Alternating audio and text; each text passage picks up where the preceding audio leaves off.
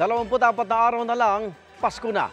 Muling nagbabalik ang isang iconic na tradisyon na ilang dekada ng bahagi ng Paskong Pinoy. Patuloy rin ang mga Christmas tree lighting gaya sa Malabon. Saksi live si Jamie Santos. Jamie.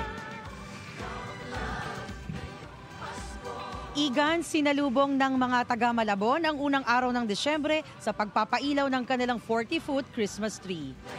3, 2, 1! Nangibabaw ang kulay puti at asul na ilaw sa kanilang Christmas tree. Simbolo raw sa liwanag at pag-asa na sa anumang hamon ng buhay, tayo'y muling makakabangon. Sinundan niya ng pagsasabit ng 21 parol na kumakatawan sa mga barangay sa Malabon. Dumagdag sa ningning ng gabi ang ilang minutong fireworks display na tuwang-tuwang sinaksihan ng mga taga Malabon. Kaya umuwing masaya at tanggal ang stress ng mga taga Malabon. Damang-dama na ang Kapaskuhan sa kanilang lugar.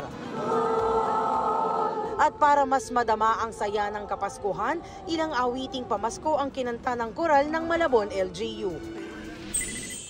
Ang iconic na Christmas on display makikita ngayon sa Cabuyao, Laguna. Kada 15 minuto, gumagalaw ang mga higanting manikin at ang makulay na dekorasyon na akala mo'y isang pagtatanghal. Willy Wonka and the Chocolate Factory ang tema ngayon, kaya isang higanting candy ang Christmas tree. May Candyland Christmas Village naman sa Pangasinan. Ang 30-foot Christmas tree, tad-tad ng iba't ibang higanting candy decorations, habang ang plaza napalibutan ng giant lollipops at gingerbread. Pati ang Belen, Candyland inspired din, kaya aliw na aliw ang mga bata. Sa Bataan, pinailawan na ang kanilang European-inspired Christmas decoration.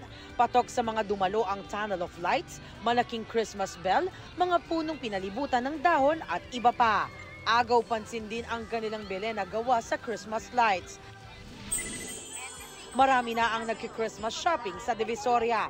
Nasa 25 pesos na lang ang mga laruan, kaya mabenta sa mga bata, at kung gusto ng praktikal na pangregalo, may mga bag na nasa 50 pesos lang. Pia Igan, para mas mapasaya pa raw ang mga taga Malabon, sa unang araw ng Desyembre, ilang programa at palaro ang inalay pa sa kanila ngayong gabi. At live mula rito sa Malabon, para sa GMA Integrated News, Jamie Santos ang inyong saksi. Mga Igan, samahan niyo kaming saksiyan ng mga balita. Mag-subscribe sa GMA Integrated News sa YouTube. Para sa mga kapuso abroad, samahan niyo kami sa GMA Pinoy TV at sa www.gmanews.tv.